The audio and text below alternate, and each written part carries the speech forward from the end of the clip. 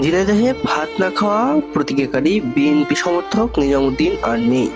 ইন্না লিল্লাহি ওয়া ইন্না ইলাইহি রাজিউন।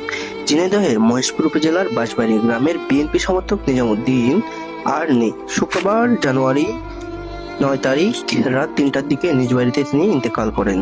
স্থানীয় সূত্রে জানা যায় 2014 সালের 31শে মে বিএনপি সরকার পুনরায় ক্ষমতায় না আসা পর্যন্ত ভাত না খাওয়ার প্রতিজ্ঞা করেছিলেন নিজামুদ্দিন।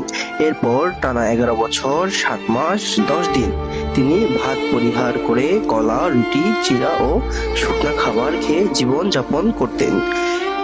পরিবার জানায়, একটি রাজনৈতিক কর্মসূচিতে অপমানিত হওয়ার পরেই তিনি এ প্রতিজ্ঞা নেন এবং জীবনের শেষ দিন পর্যন্ত তা পালন করেন।